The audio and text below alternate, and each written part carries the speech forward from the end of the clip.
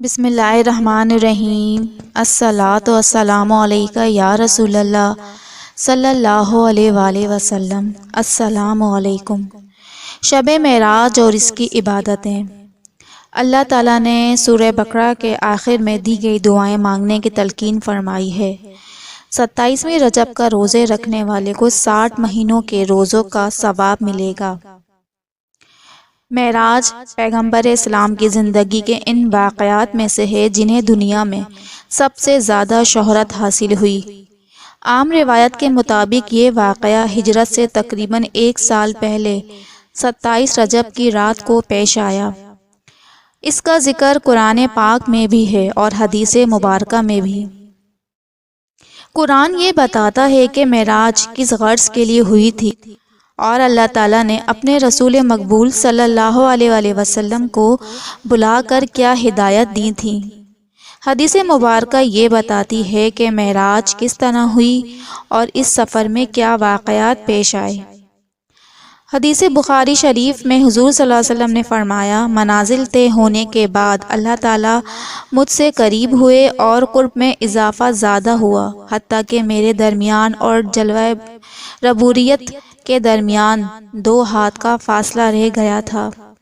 اس کیفیت کا ذکر قرآن پاک میں یوں فرمایا ہے۔ اللہ تعالیٰ نے ترجمہ: پس آپ صلی اللہ علیہ وسلم اللہ تعالیٰ کے قریب ہوئے اور اللہ تعالیٰ بھی قریب ہوئے، اور فاصلہ اتنا رہ گیا جتنا کہ کمان کا تیر سے ہوتا ہے، بلکہ اس سے بھی قریب۔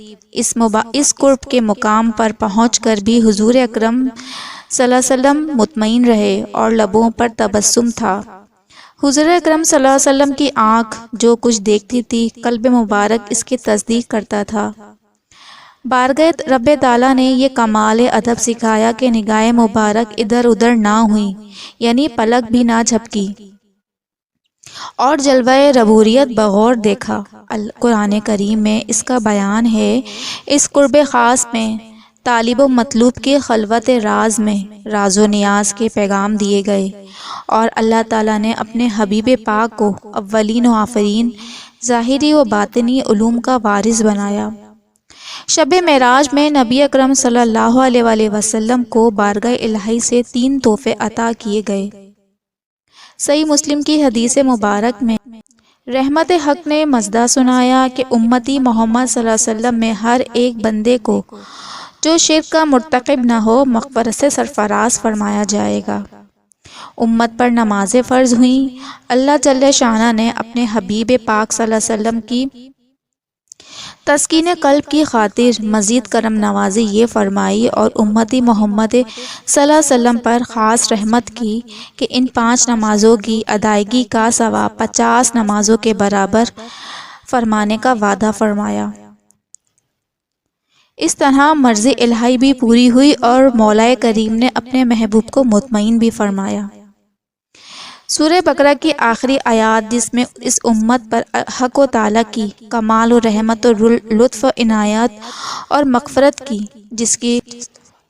جس دعا کی اس امت کو تلقین کی گئی ہے، اشارہ اس طرف ہے کہ سورہ بقرہ کے آخر میں جو دعائیں تم کو تلقین کی گئی ہیں وہ ہم سے مانگو، ہم تمہاری یہ تمام دعائیں اور درخواستیں قبول کریں گے۔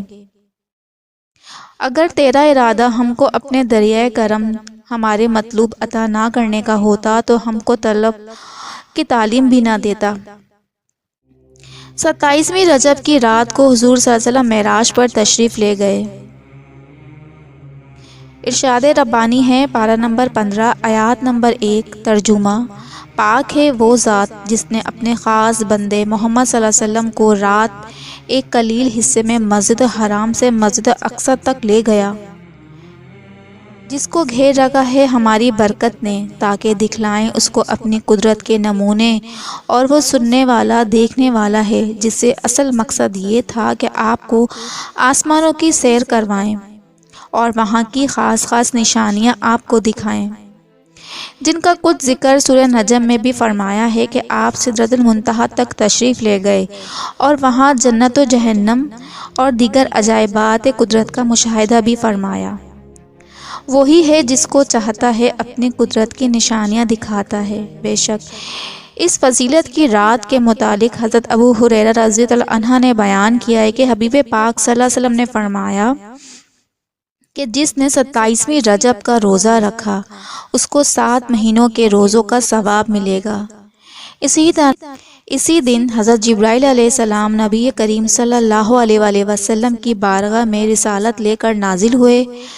حضرت سلیمان فارسی سے روایت ہے کہ رسول صلی اللہ علیہ وسلم کا ارشاد ہے کہ ماہ رجب میں ایک دن اور ایک رات ایسی ہے کہ اگر اس دن کوئی روزہ رکھے اور اس رات کو عبادت کرے تو اس کو 100 برس روزے رکھنے والے اور 100 سال رات عبادت کرنے والوں کے برابر اجر ملے گا۔